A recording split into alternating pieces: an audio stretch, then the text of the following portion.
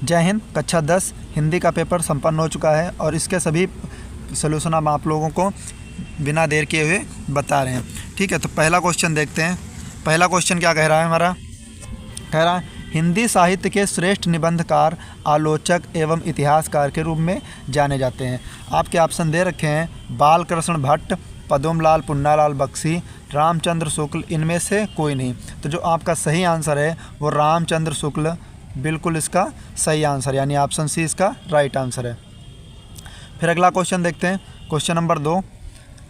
Question number 2 क्या हमारा कह रहा, महादेवी वर्मा द्वारा रचित रेखा चित्र है। तो महादेवी द्वारा रचित रेखा चित्र क्या है? आपका ए ऑप्शन दे रखा जिंदगी मुस्कुराई, बी ऑप्शन अतीत के चलचित्र, और सी ऑप्शन आपका गाँव की सांझ, डी ऑप्शन बाजे पायलिया के घुंघरू।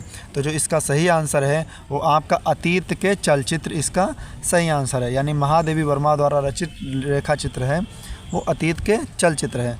क्वेश्चन नंबर 3 देखते हैं। क्वेश्चन नंबर 3 क्या कह रहा हमारा, कोणार्क के रचनाकार हैं। तो कोणार्क के रचनाकार आपका ऑप्शन दिया है Jagadish Chandra Basu, B option Ram Kumar Verma, C option Jaishankar Prasad, और डी ऑप्शन विष्णु प्रभाकर। तो जो इसका सही आंसर है कोणार्क के रचनाकार जगदीश चंद्र माथुर हैं। ठीक है, तो कोणार्क के रचनाकार कौन है? जगदीश माथुर। ऑप्शन ए इसका सही है। फिर अगला क्वेश्चन है चलो चांद पर चले, यार क्वेश्चन नंबर 4 क्या कह रहा है, चलो चांद पर चलें के रचनाकार हैं। तो इसका जो सही आंसर है वो क्या है? ए ऑप्शन आपका धर्मवीर भारती, और बी ऑप्शन आपका दे रहा है ज्ञान प्रकाश वाजपेयी भारती, सी ऑप्शन अज्ञेय, डी ऑप्शन मोहन राकेश। तो इसका जो सही आंसर है वो आप लोगों का है जयप्रकाश भारती, यानी चलो चांद पर के रचनाकार कौन से हैं? जयप्रकाश भारती। क्वेश्चन नंबर 5 देखते हैं। क्वेश्चन नंबर 5 आपका क्या है, तूफानों के बीच रचना की विधा है। तो तूफानों के बीच रचना की जो विधा है, कहानी भी आपका सही आंसर नहीं है, उपन्यास भी नहीं है, एकांकी भी नहीं है, रिपोर्टाज आपका सही आंसर है। क्वेश्चन नंबर 6 देखते हैं, केशव दास किस काल के कवि थे? तो केशव दास जो किस काल के कवि थे? आदिकाल, रीतकाल, आधुनिक काल, भक्तिकाल। आपके ऑप्शन दे रखे, तो रीतकाल इसका सही आंसर है। केशव दास रीतकाल के कवि थे। क्वेश्चन नंबर 7 क्या कह रहा है? क्वेश्चन नंबर 7 देखते हैं, भारत भारती के रचनाकार हैं। तो भारत भारती के रचनाकार कौन है? ए ऑप्शन है Maithili Sharan Gupt, B option Bharatendu Harishchandra, C option Makhan Lal Chaturvedi, D option Surdas. तो जो इसका सही आंसर है वो मैथिली शरण गुप्त इसका सही आंसर है। क्वेश्चन नंबर आगे देखते हैं, क्वेश्चन नंबर 8।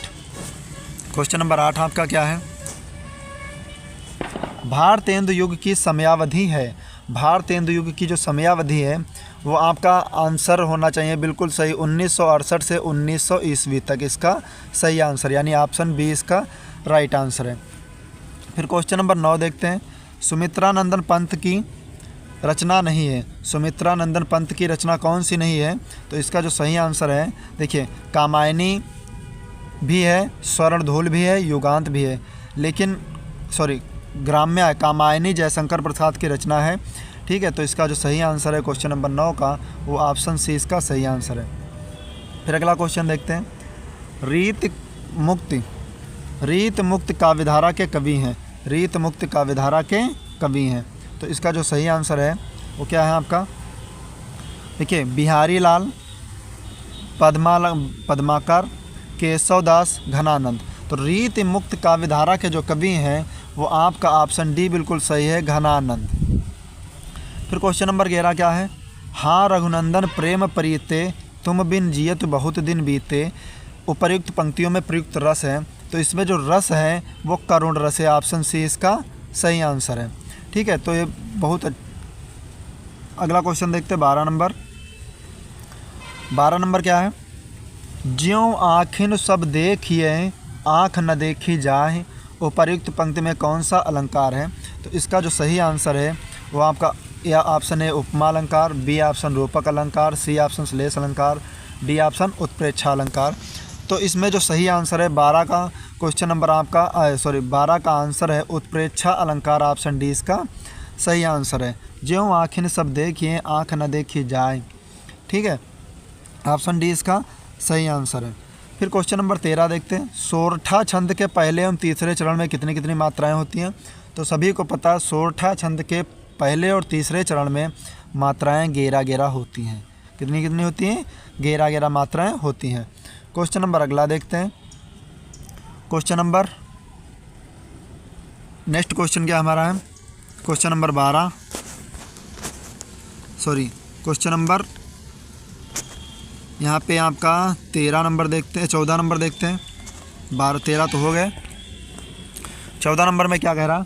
सुगम शब्द में प्रयुक्त उपसर्ग है। तो इसमें सुगम में उपसर्ग हमेशा आगे ही लगता है, तो इसका जो सही आंसर है वो ऑप्शन ए ही इसका सही आंसर है, सुगम, सु।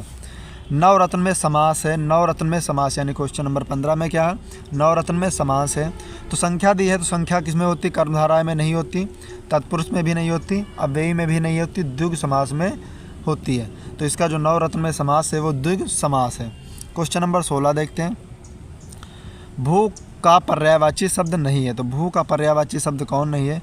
भू, देखिए पृथ्वी का जो पर्यायवाची है भू होती है, वसुधा होती है, धरा भी होती है, लेकिन प्रसून नहीं होती है। इसका जो सही आंसर है वो ऑप्शन डी इसका सही आंसर है। इन क्वेश्चन नंबर 16 का ऑप्शन डी इसका राइट आंसर है। फिर आगे देखते हैं क्वेश्चन नंबर 17। क्वेश्चन नंबर 17 क्या है? त्वाम शब्द में विभक्ति एवं वचन होती है। तो त्वाम शब्द में जो विभक्ति एवं वचन है वो आपके कौन सी है? क्वेश्चन नंबर 17 में चतुर्थी विभक्ति एक वचन, चतुर्थी विभक्ति एक वचन आपका सही आंसर है, ऑप्शन बी। क्वेश्चन नंबर 18 क्या है? आधार, अर्थ के आधार पर वाक्य के भेद होते हैं। तो सभी को पता होगा, आप लोगों को भी बहुत अच्छे से पता होगा, अर्थ के आधार पर वाक्य के जो भेद होते हैं वो 4 भी नहीं होते, 2 भी नहीं होते, 5 भी नहीं होते, 8 आपका सही आंसर है, 8 होते हैं। फिर कर्तवाच्य में प्रधानता होती। तो कर्तवाच्य में किसकी प्रधानता होती? कर्ता की। सबको बहुत सरल क्वेश्चन पूछा गया, कर्ता की। क्वेश्चन नंबर 20 देखते हैं। जिनके अलग अलग रूप वाक्यों में मिलते हैं वे पद कहलाते हैं। तो वे कौन से पद कहलाते हैं? विकारी पद भी नहीं कहलाते, प्रत्यय नहीं कहलाते, अव्यय नहीं कहलाते, अविकारी पद कहलाते, जिनके अलग अलग रूप में वाक्य मिलते हैं। ठीक है, तो इस तरह से हम आप लोगों का 20 क्वेश्चन बिल्कुल कंप्लीट करवाए हैं। आप